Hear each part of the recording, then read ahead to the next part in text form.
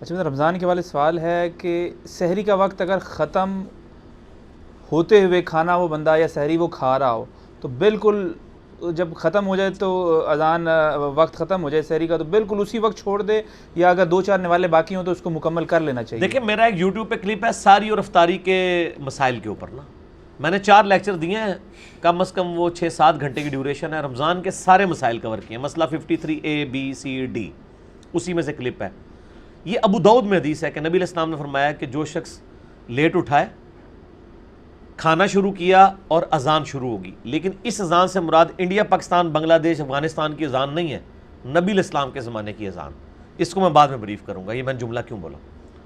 تو اس کے ہاتھ میں جو برتن ہے جلدی جلدی اس میں سے اپنی ضرورت پوری کر لے۔ نبی علیہ السلام کی اذان کیوں ہے؟ بخاری مسلم میں حدیث ہے کہ حضرت بلال اذان دیتے تھے سحری پہ اٹھانے کے لیے، اور عبداللہ ابن ام مکتوم اذان دیتے تھے جیسے ہی وہ پو پھوٹتی تھی، طلوع فجر کی، طلوع آفتاب نہیں، طلوع فجر، صبح صادق، ختم سحری۔ وہ نابینا تھے، وہ دیکھ تو سکتے نہیں تھے، ان کو کوئی بتاتا تھا، وہ ایک بندے کی ڈیوٹی لگی ہوتی تھی، اس وقت تو ذرا گھڑیاں کوئی نہیں تھی، اب تو ہم بہت بہترین ایکوریٹ کیلکولیشن کر سکتے ہیں صحیح، مسلم پرو کے ذریعے اور باقی چیزوں کے ذریعے۔ تو عبداللہ ابن مکتوم فوراً اذان دے دیتے تھے، وہ اذان کا مطلب ہوتا تھا کہ پرو مسلم کا الارم بول پڑا ہے، ایگزیکٹ 7:06 پہ روزہ کھل رہا ہے تو 7:06 پہ ہی وہ اذان ہوتی تھی، آپ والی نہیں کہ ایک 7:01 پہ دے رہا ہے، دوسرا 7:15 پہ دے رہا ہے۔ یا ختم سحری میں ایک بندہ کہہ رہا ہے یار نماز تو 4 بجے ہے نا، ختم سحری تو ہو رہی ہے 3:25 پہ، اور چلو یار 3:35 اذان دے دیں گے۔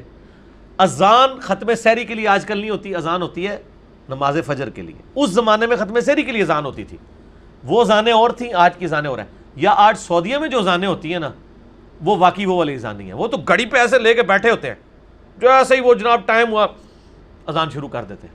ہمارے پاکستان میں ایسا نہیں ہوتا کہ ایگزیکٹ وہ ٹائم ہو ختم سحری کا اذان شروع ہو جائے، یہاں تو 10-15 منٹ تک اذانیں ہوتی رہتی ہیں، تو پھر تو آپ سرکار اذانوں کے الارم کے اوپر اٹھے 15 منٹ کھانے پینے رہو، یہ تو غلط ہے، یہ تماشا بنایا۔ اور کئی لوگوں کو تو میں نے دیکھا خصوصاً اہل حدیث کے اندر، سحری کر کے بیٹھ جاتے ہیں، اذانیں شروع ہوتی کہتے ہیں جلدی جلدی پانی پی لو پانی پی لو، روزہ ہی نہیں ہوگا۔ اور دوسری طرف حنفیوں کی ایکسٹریم ہے کہ وہ کہتے ہیں نہیں یہ حدیث تو ہے لیکن ہم اس پہ عمل نہیں کریں گے، وہ بھی غلط ہے۔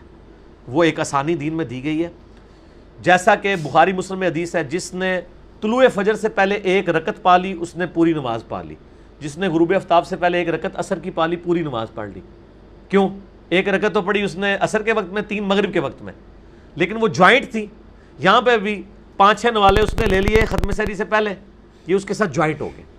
لیکن ایک بندے نے روٹین بنائی ہوئی ہے، اس کا کوئی روزہ نہیں ہوگا۔ میں تو سخت خلاف ہوں، الحمدللہ میری اپنی زندگی میں مجھے نہیں یاد پڑتا کہ بچپن سے لے کے ابھی تک میں نے کبھی کوئی ایسا دن آیا ہو کہ میں نے 5 یا 6 منٹ پہلے ہی ختم سحری نہ کر دی ہو۔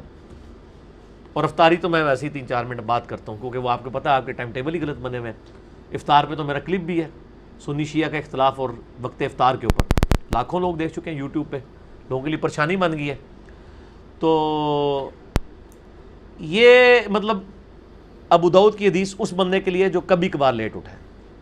اچھا اگر آپ اتنا لیٹ اٹھیں کہ آپ کھا بھی نہیں سکے تو آپ روزہ چھوڑ دینا سر، 8 پیرا روزہ رکھنا کوئی نیکی تو نہیں ہے، نہ رکھیں روزہ، اس کی بعد میں قضا کر لیں، ضروری ہے کہ آپ نے 8 پیرا روزہ رکھنا ہے۔ اور اگر آپ بغیر کھائے پیے روزہ رکھ سکتے ہیں تو آپ کو شریعت نے اجازت دی ہے، ضرور رکھیں۔